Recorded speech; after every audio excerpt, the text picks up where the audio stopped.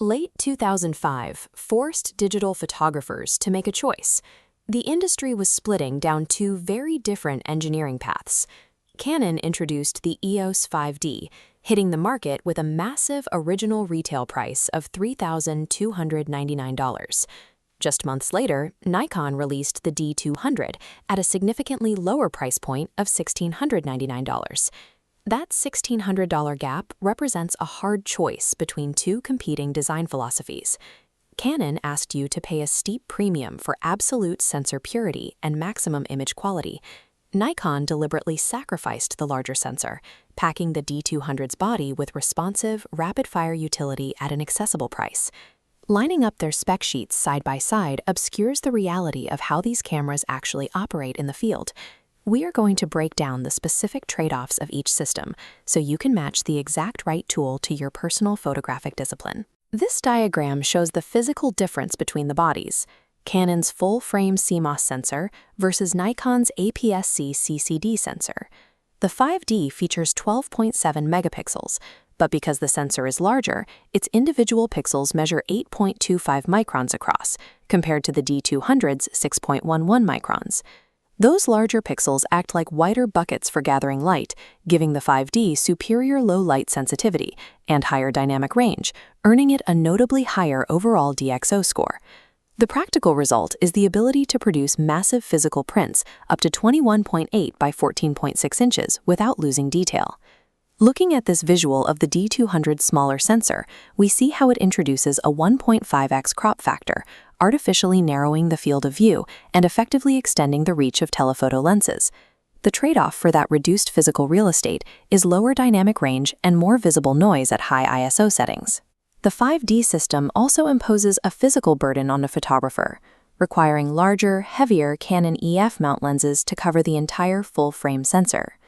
The D200, utilizing the APS-C format, allows you to build slightly smaller and lighter lens configurations. The Canon wins outright on pure image quality and low light capacity, while the Nikon gives telephoto shooters a distinct physical reach advantage. Remember, these are cameras from 2005. Neither model features live view, and there are absolutely no video recording capabilities. That makes the optical viewfinder the single most important interface on the camera. This compares the image size seen through the glass. The Canon 5D dominates with 0.71x magnification. The Nikon D200 is smaller at 0.63x and has a narrower field of view, showing 95% of the frame compared to Canon's 96%. The 5D's larger, more lifelike projection makes critical manual focusing significantly easier, which is vital for precise portraiture. Both cameras share excellent physical durability, featuring weather-sealed magnesium alloy bodies designed to survive harsh environments. They also share a reliance on compact flash cards for storage and lack modern wireless connectivity. The 5D provides a superior immersive optical experience necessary for achieving perfect composition before the shutter ever clicks. We now pivot to the Nikon D200's primary domain: continuous shooting speed and responsiveness. The D200 is mechanically capable of shooting 5 frames per second. The 5D tops out at a much slower 3 frames per second. That difference dictates whether you catch or miss the decisive moment in fast motion. The D200 also includes a built-in intervalometer. This onboard tool lets you capture time-lapse sequences without purchasing external triggers or related software. Nikon also integrated a top-up flash, giving you immediate access to emergency fill lighting. To brighten shadows on a backlit subject with the 5D, you have to pack, mount, and configure an external speedlight. The D200 is an action-oriented workhorse, deliberately trading absolute pixel perfection for critical timing, speed, and onboard utility. The decision is ultimately between an image-quality surgical tool and a versatile action workhorse. This decision tree begins with your primary subject. If we branch to the left, we hit controlled environments.